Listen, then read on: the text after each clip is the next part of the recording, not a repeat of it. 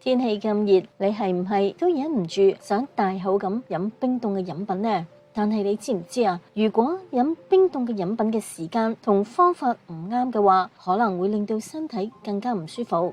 對於女性嘅朋友嚟講，可能會加重經痛或者更年期面潮熱。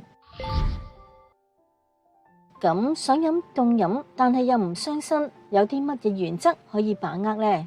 台灣漢明堂中醫診所主治醫師周宗漢喺新唐人嘅節目《健康1+1》度表示，食冰有3個關鍵事項。第一，中午最適合，晚上就要避免啦。中醫認為能量可以分為陰陽2種，陰就係代表寒冷，陽就係代表溫暖，兩者平衡先至能夠達到健康。中午嘅時分，人體係屬於陽，呢一個時候外面嘅氣溫最高，係比較適合食冰或者飲凍飲嘅時間。周醫師仲話喺呢一個時候食一啲寒涼嘅嘢，有助於降低我哋嘅核心溫度，亦即係話改善我哋嘅陰同陽嘅協調，會令到我哋嘅身體比較舒服。第二就係慢慢飲，喺個嘴裏面含一下先至吞落去。如果大口咁飲冰水，對腸胃嘅衝擊太大，最好就係細細啖慢慢飲，咁就可以減少不適啦。第三，手搖嘅飲品呢，要去冰同埋3分糖，咁樣既能夠滿足口感，亦能夠減少對身體嘅負擔。研究發現，食糖太多嘅女性更加容易有經痛，原因可能係高糖嘅飲食影響維他命、礦物質嘅吸收同代謝，令到肌肉更加容易痙攣。咁冰同女性常見嘅經痛問題又有乜嘢關係呢？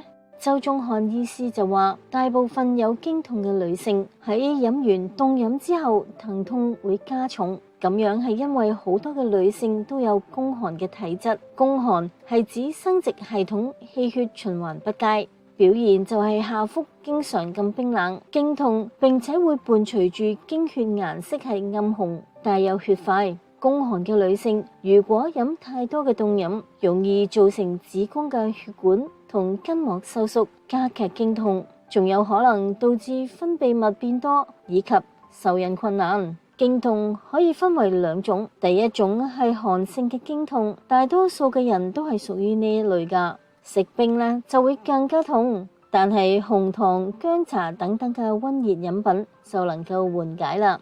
第二種就係發炎型嘅經痛，例如子宮內膜異位呢一類嘅人，如果飲凍飲反而會覺得舒服。另外，咖啡亦都係一大影響嘅因素。發炎型經痛嘅女性飲太多咖啡可能會加劇經痛，因為咖啡係交感神經嘅興奮劑，容易造成血管收縮，引起疼痛同埋腫脹。除此之外，咖啡有利尿嘅作用，飲太多反而會令到身體缺水。咖啡亦都會影響到身體對鐵嘅吸收。經期並唔係完全唔能夠飲咖啡，但係就要適量咯。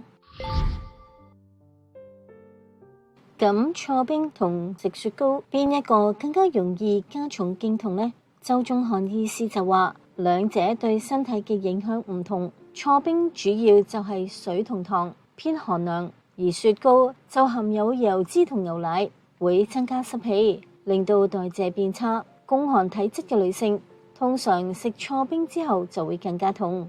日本一項研究亦都發現，食雪糕較多嘅女性經痛情況相對嚴重，但係暫時仲係唔清楚原因係攝取太多嘅油脂，抑或係雪糕較為寒冷。同一項研究亦都發現，經常浸浴嘅女性比較冇咁容易經痛，相信係因為浸浴可以提高體溫。除咗經痛，好多更年期女性亦都中意食冰，咁結果又會點樣呢？更年期常見嘅症狀就包括有面潮熱啦。食冰雖然能夠短暫咁降溫，但係長期食冰反而會加重口乾舌燥、潮紅冒汗等等嘅虛火症狀。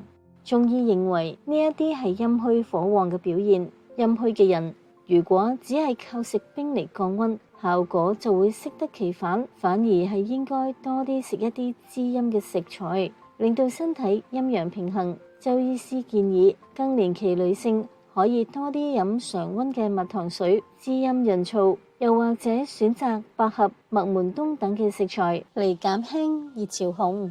另外一種緩解熱潮紅嘅做法就係瞓覺之前浸腳啦。喺浸腳嘅時候，人係好容易出汗㗎。呢一個時候會將身體裏面嘅熱排出體外，對於中意食冰嘅女性嚟講，亦都可以平衡冰嘅涼性。咁如果少啲飲冰飲，仲有咩食物能夠幫助消暑呢？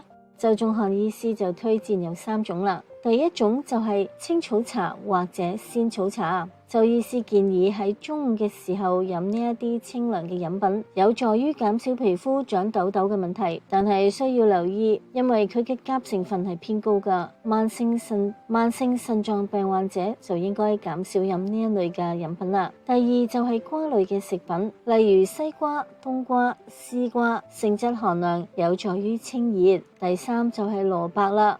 夏天可以用蘿蔔泥醬油當做調味，配搭一啲肉類食用。但係要提醒大家，脾胃虛弱又或者容易肚屙嘅人，暫時就唔好食太多寒涼嘅食物啦。呢一個時候可以請中醫師幫助調理體質，等到腸胃強健嘅時候，飲食禁忌就會越嚟越少。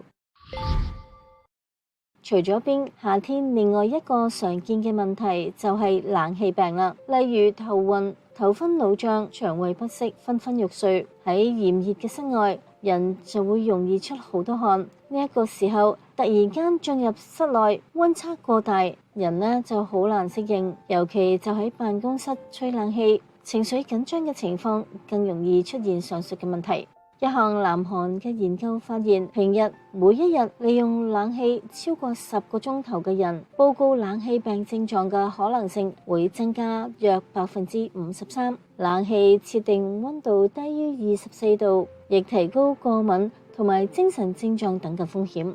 周醫師提醒話，從戶外進入室內嘅時候，要將啲汗抹乾淨。運動嘅時候唔好將個冷氣設定得個溫度太低，避免令到冷氣吹到頭同埋腳，咁樣就可以預防冷氣病啦。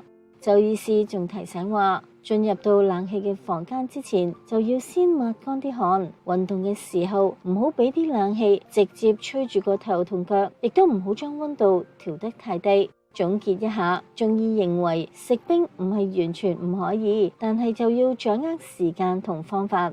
最好就喺中午嘅時候食冰，飲品就要少糖少冰，慢慢飲。經痛又或者痛經或者更年期女性就要特別注意，食冰太多咧，反而會更加痛同埋更加熱。想要消暑，其實青草茶、西瓜、蘿蔔等天然嘅食物亦都好有效。多謝觀眾朋友嘅收睇，記得訂閱我哋嘅頻道，獲得更多健康嘅知識。我哋下次見。